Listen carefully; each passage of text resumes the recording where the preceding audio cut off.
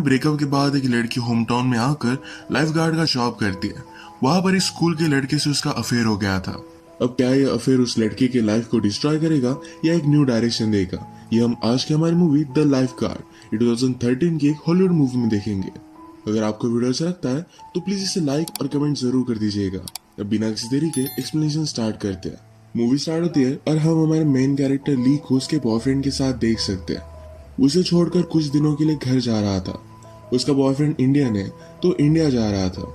ली हमारी एक जर्नलिस्ट है और ली का बॉयफ्रेंड उसका बॉस भी था। एक जगह पर छोटे से टाइगर की डेथ हो गई थी, वहीं पर वो इन्वेस्टिगेशन करने के लिए गई। किसी आदमी ने एक छोटे से टाइगर को एज अ पेट घर में बंद करके रखा था। उस बेबी ने वहां से निकलने की बहुत कोशिश की पर वो निकल नहीं पाया। फाइनली उसकी वहीं पर डेथ हो गई। ये स्टोरी सुनने के बाद ली को बहुत ही बुरा लगता है। ये सिनारियो उसकी लाइफ से पैरेलल है। उसे आजकल अपनी लाइफ में स्टक लग रहा है। वो निकलने की बहुत कोशिश करती है पर निकल नहीं पा रही। जब उसका बॉयफ्रेंड वापस आया तो एक दिन उसकी बात उसने सुनी। उसे पता चला कि वो ऑलरेडी इंडिया में एंगेज्ड है। यही रीजन था कि वो अपने कलीग से हमेशा उसके रिलेशनशिप के बारे में झूठ कहता था। ली के बारे में किसी को भी पता नहीं था। ये सब सुनकर ली को बहुत बुरा लगा। वो निकलना ही चाहती थी तो सब कुछ छोड़कर अपने घर आ जाती है। घर में उसकी मदर ने सब कुछ स्टोरेज का सामान रखा था। मदर ने कुछ न्यू क्लासेस स्टार्ट की है। ली इसका मजाक उड़ाती है। मदर को बात अच्छी नहीं लगती। रात में डिनर करते वक्त ली ने अपने पेरेंट्स को बता दिया कि कुछ दिनों के लिए मैं यही रहने वाली हूँ। पेरेंट्स कहते हैं कि तुम 30 साल की हो, तुम ऐसे कैसे घर पर रह सकती हो। ली ने कहा कि मुझे सिर्फ कुछ टाइम चाहिए। उसने जिस तरीके से अपनी लाइफ को एक्सपेक्ट किया था उस तरीके से कुछ हुआ नहीं है। अब तक उसे लाइफ में एक सही डायरेक्शन मिली नहीं। वो अपनी लाइफ से जरा सैड है तो इसलिए थोड़ा टाइम निकालना चाहती है। उसके फादर इस बात के लिए बहुत ही सपोर्टिव थे। ली के साथ टाइम स्पेंड करना उन्हें बहुत अच्छा लगता है। अगले दिन ली अपने स्कूल के फ्रेंड टॉड से मिलने के लिए आई। टॉड उसे देखकर बहुत ही खुश था। टॉड आर्ट गैलरी में काम करता है तो उसने कितना भी ब्रेक लिया तो कोई भी फर्क नहीं पड़ता। उसने ली से पूछा कि तुम कितने दिनों के लिए यहाँ आई हुई हो। ली कहती है कि जरा टाइम के लिए मैं यही रहूंगी। टॉड ने उसके बॉयफ्रेंड के बारे में पूछा। ली ने उसे सब कुछ सिचुएशन बता दी। ली कहती कि अब तुम अपने सारे प्लान्स कैंसिल कर दो, हमें मजे करने हैं। हाई स्कूल में इनके ग्रुप में और एक फ्रेंड थी जिसका नाम था मेल। ली जाकर उससे मिलती है। अब वो असिस्टेंट प्रिंसिपल बन गई थी तो उसे इस तरीके से देखना ये उसके लिए बहुत ही वियर्ड था। वो बिलीव नहीं कर पाती कि मेल अब इतनी सुधर गई है, क्योंकि हाई स्कूल में बहुत सारी अलग अलग चीजें, वियर्ड चीजें किया करती थी। ली ने उसे पूछा कि आजकल चल क्या रहा है। मेल कहती है मैं और मेरे हस्बैंड प्रेग्नेंट होने का ट्राई कर रहे हैं। 6 मंथ्स हो गए पर फिर भी अब तक कुछ भी न्यूज नहीं आई। इसी वजह से आजकल वो जरा स्ट्रेस रहती है। ली ने उसे सिगरेट ऑफर की। वो पहले ले नहीं रही थी पर बाद में उसने ले ली। वो भी थोड़े से फिर से मजे करना चाहती थी। स्कूल में उसे स्ट्रिक्ट रहना पड़ता है, सब कुछ रूल्स को फॉलो करना पड़ता है। पर आज उसे बहुत ही फ्री लगा। शाम में सारे फ्रेंड्स मिलकर डिनर के लिए आए। ली से उन्होंने पूछा कि अब तुम्हारा प्लान क्या है। ली कहती मैं फिर से लाइफ गार्ड की जॉब करूंगी। मेल ने कहा कि वो जॉब तुम हाई स्कूल में करती थी, अब तुम्हें नहीं करना चाहिए। ली वैसे भी ब्रेक पर है तो उसे कुछ भी ज्यादा फर्क नहीं पड़ता।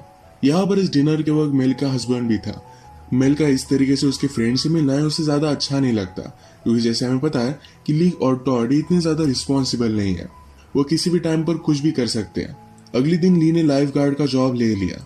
वहां पर एक हाई स्कूल के लड़के से मिली जिसका नाम था लिटिल जेसन। जेसन यहाँ पूल के पास ही रहता था तो हमेशा वो यहीं पर आता रहता है।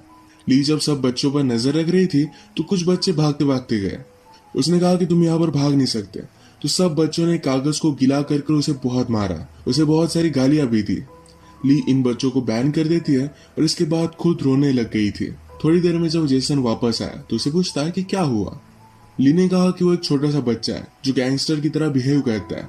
वो कहाँ पर रहता है, मैंने उसे स्विमिंग पूल से बैन कर दिया है। जो भी हुआ था ये सारी चीजें उसने जेसन को बता दी। नेक्स्ट सीन में हम मेल और उसके हस्बैंड को देखते हैं। मेल आज रात ली और टॉड के साथ फिर से डिनर करने के लिए जाने वाली थी तो हस्बैंड कहता है कि ज्यादा ड्रिंक मत करना। मेल ने कहा कि इससे ज्यादा कुछ फर्क नहीं पड़ेगा, पर फिर भी हस्बैंड की लो मान जाती है। आज एक शॉप के बाहर ली और टॉड को जेसन और उसके फ्रेंड्स मिले। जेसन की फ्रेंड मैट ने कहा क्या आप हमें बियर दिलवाने के लिए हेल्प कर सकते हो। टॉड ने कहा कि इसके बदले में हमें क्या मिलेगा। हेल्प करने के बदले में टॉड को जॉइंट चाहिए था। ये बच्चे इसके लिए मान जाते हैं। जब वे बाय करने के लिए रात में ये सब पहुंचे तो उनके साथ मेल भी थी। मेल ने इन बच्चों को देखा और वो बहुत ही ज्यादा गुस्सा हो जाती है। उसने कहा कि सारे बच्चे मेरे स्कूल में जाते हैं, मैं वाइस प्रेसिडेंट हूँ, मैं इस तरीके से चीजें नहीं कर सकती। टॉड कहता है कि ज्यादा वरी मत करो। तभी जेसन और उसके फ्रेंड्स ने कहा कि अब हम स्कूल में नहीं आने वाले हैं। वो ड्रॉप लेकर एक न्यू सिटी में जाने वाले थे। टॉड ने कहा कि अब ये तुम्हारे स्टूडेंट नहीं है, तुम ज्यादा वरी मत करो। पर फिर भी मेल इसे सपोर्ट नहीं कर सकती थी। वो गाड़ी में ही रुकी। मेल के साथ इन फ्रेंड्स में से एक फ्रेंड रुका हुआ था। मेल उसे समझाती है कि मेरा भी हाई स्कूल में ज्यादा कंसंट्रेशन नहीं होता था, पर बाद में उसने बहुत अच्छे से स्टडी किया और अपनी लाइफ को अब उसने सुधार लिया है। इस कन्वर्सेशन से इस बच्चे को अच्छी डायरेक्शन मिली और वो स्कूल से ड्रॉप नहीं करने वाला। ली, टॉड और जेसन के फ्रेंड्स ये सब आगे गए, फिर स्मोक करते हैं। ली ने जेसन को समझाया कि तुम्हें इस तरीके से जाना नहीं चाहिए, अपने हाई स्कूल एजुकेशन को यहाँ पर कंप्लीट करना चाहिए। अगर तुमने नहीं किया तो लाइफ हार्ड हो सकती है। जेसन कहता है कि टाउन बहुत ही घटिया है, हर कोई उन्हें हेट करता है। ली ने कहा कि ये जो एक्सपीरियंस है ये तुम्हारे लिए बहुत ही इंपॉर्टेंट है, तुम्हें हर कोई सपोर्ट कर रहा है, तुम स्कूल में जा सकते हो, तुम्हें कोई काम नहीं है। स्मोक करने के बाद ली और टॉड जब फिर से वापस आए तो मेल रोने लग गई। वो कहती है, आज रात मुझे तुम लोगों के साथ मजे करने थे। वो उन्हें अपनी सारी टेंशन बताती है कि किस तरीके से वो प्रेग्नेंट हो नहीं पा रही है। इन्हें मेल के लिए बुरा लगा और घर आकर उसे रियलाइज करते हैं। ड्रिंक्स वगैरह कर कर इन्होंने हैंग आउट किया और मेल को भी रात बहुत ही अच्छी लगी। अगले दिन ली जब अपने काम पर आई तो जेसन का फ्रेंड मैट इस स्विमिंग पूल के पास ही सोया हुआ था। ली ने उसे पूछा कि क्या हुआ, तो मैट ने कहा कि मेरी मदर ने मुझे घर से बाहर निकाल दिया है। मेल को आज छुट्टी थी और घर पर बोर हो रहा था, तो ली और टॉड के साथ वो हैंग आउट करती है। इन्होंने लॉन्ग ड्राइव ली और बहुत मजे किए। ये जब वापस आए तो जेसन और उसके फ्रेंड्स को स्केटबोर्ड करने के लिए पुलिस ने अरेस्ट किया था। ली कहती कि आप ये सब कर क्या रहे हो, इस तरीके से आप इन्हें अरेस्ट नहीं कर सकते। वो एक रिपोर्टर थी, इस वजह से पुलिस भी डर जाते हैं और वहां से चले गए। इसके बाद ये सब फिर से हैंग आउट करते हैं। इसमें आज मेल का हस्बैंड भी था। ये सब जो भी स्मोक कर रहे थे ये मेल के हस्बैंड को अच्छा नहीं लगता। ली और जेसन बात करते हुए ली ने जेसन से कहा, तुम्हारा फ्यूचर का प्लान क्या है। जेसन को कुछ भी पता नहीं था तो ली उसे लेक्चर देने लग गई। जेसन उसे कहता है, तुमने सब कुछ प्लान करके रखा था पर फिर भी तुम बहुत ही सैड हो। ली इस पर कुछ भी बोल नहीं पाती। घर पर आने के बाद मेल और उसके हस्बैंड के बीच में झगड़ा हो जाता है। उसे लगता है मेल इस सिचुएशन को सीरियसली ले नहीं रही, उसे खुद का ख्याल रखना चाहिए। अगले दिन जब ली और जेसन पूल के पास हैंग आउट कर रहे थे तो ली ने उस लिटिल टाइगर को क्या हुआ था इसके बारे में जेसन को बताया। जेसन कहता है, तुमने जो आर्टिकल लिखा वो लोग पढ़ेंगे और नेक्स्ट टाइम शायद कोई ऐसा नहीं करेगा। उसके पास आकर उसे हक कर लेता है। थोड़ी देर में जिस छोटे बच्चे ने ली को सताया हुआ था उसके पास आकर उसे सॉरी कहता है। उसने बहुत ही रिक्वेस्ट की तो ली ने फिर से उसे स्विमिंग पूल में आने के लिए अलाउ कर दिया। वो ली से कहता है कि प्लीज जेसन को बता दो कि मैंने आपसे माफी मांगी है, वो मुझे तंग ना करे। इसका मतलब है जेसन ने उसे धमका कर यहाँ भेजा हुआ था। ली को यह सब बात बहुत ही स्वीट लगी। रात में बारिश होने लगी तो जेसन भी ली की कार में बैठ गया था। ये दोनों एक दूसरे के करीब आने वाले थे। ली को रियलाइज हुआ और वो वहां से दूर चली जाती है। फिर रात में अपने फ्रेंड्स के साथ स्विमिंग पूल पर आए। ली और जेसन ने एक दूसरे को ही देख रहे थे। ली वॉशरूम आए तो जेसन उसके पास आ जाता है। जेसन ने पूछा कि अगर हम दोनों के बीच में कुछ हुआ तो क्या फर्क पड़ता है, सब कुछ ठीक हो जाएगा। वो फिर उसे किस कर लेता है और यहीं पर ये दोनों इंटीमेट हो गए। आज रात ली घर पर बहुत ही लेट आई थी तो उसकी मदर उस पर बहुत ज्यादा गुस्सा हो जाती है। उसने कहा कि तुम इस घर को होटल की तरह ट्रीट नहीं कर सकती, तुम्हें कुछ रिस्पॉन्सिबिलिटीज लेनी चाहिए।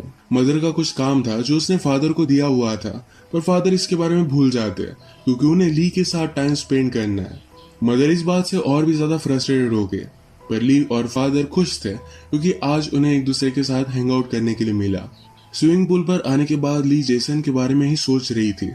इसी मोमेंट पर एक छोटा सा बच्चा स्विमिंग पूल में गिर गया और उसका ध्यान नहीं था। बाद में उसे वो जल्दी से बचा लेती है। घर आते वक्त ली ने फिर से जेसन को देखा। ये दोनों एक लेक के पास आए।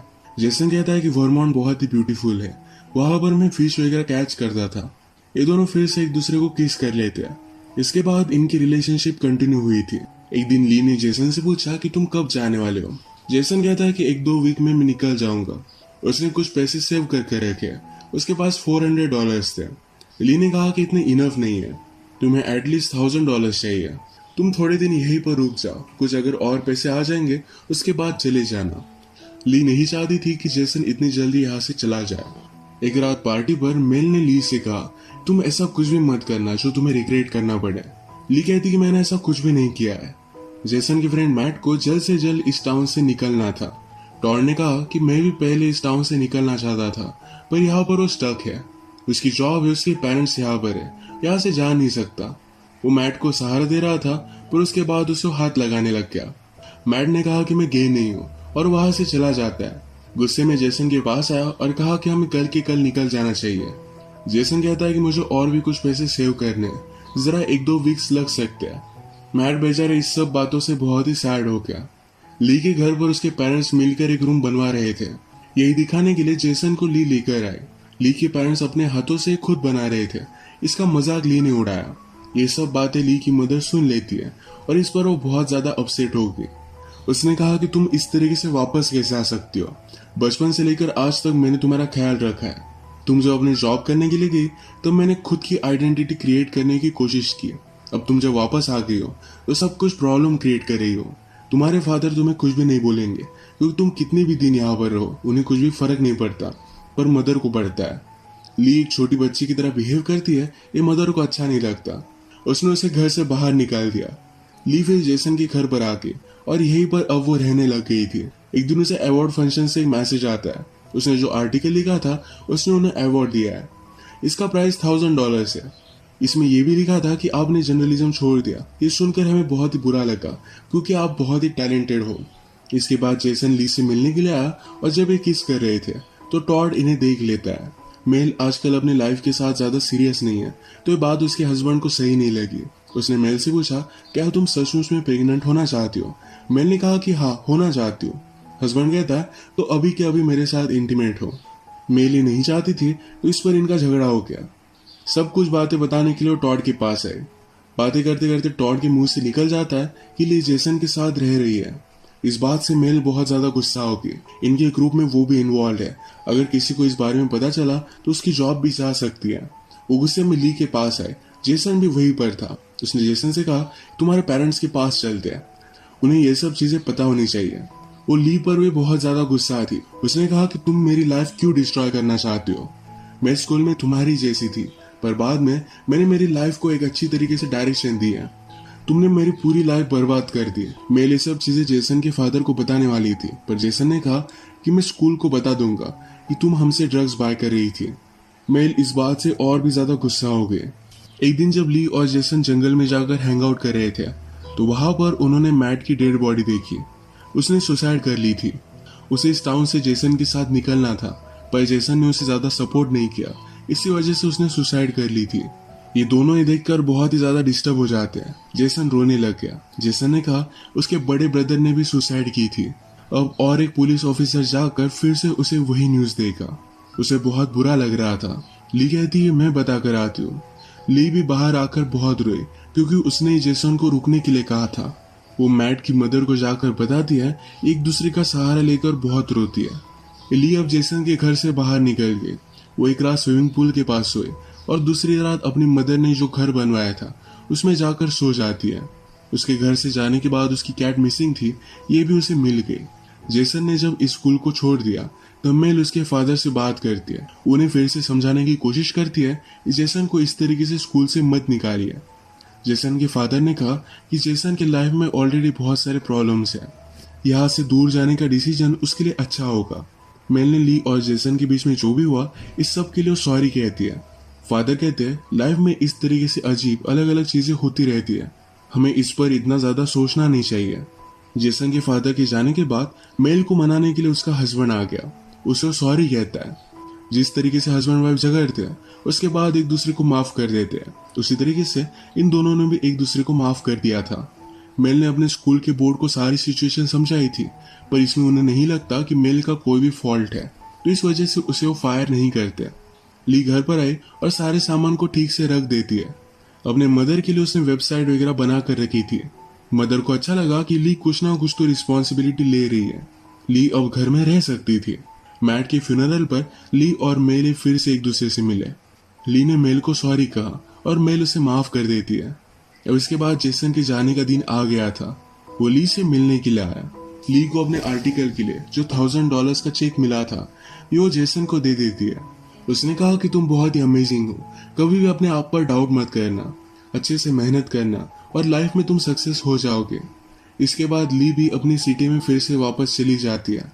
वो अपने काम में अच्छी थी, पर सिर्फ ब्रेकअप की वजह से जरा ब्रेक लेने के लिए वो यहाँ पर आई हुई थी, तो फिर से वो लौट जाती है। जेसन भी अपने टाउन में जाकर सही तरीके से सेटल हो गया था और ली के न्यूयॉर्क के एड्रेस पर वो लेटर लिखता है। इनकी रिलेशनशिप कैसी भी हो, फिर भी एक दूसरे को लाइफ में आगे बढ़ने के लिए इन्होंने इंस्पायर किया था। इसी के साथ ये मूवी एंड हो जाती है। अगर आपको वीडियो अच्छा लगा तो प्लीज इसे लाइक और कमेंट जरूर कर दीजिएगा। ये बहुत सारी मूवीज लेकर आता रहता हो, तो प्लीज इस चैनल को सब्सक्राइब कर दीजिए और बेल नोटिफिकेशन आइकन दबाना मत भूलिएगा। हम फिर से मिलेंगे और एक नई मूवी के साथ। तब तक के लिए थैंक यू और आप अपने आप का ख्याल रखें।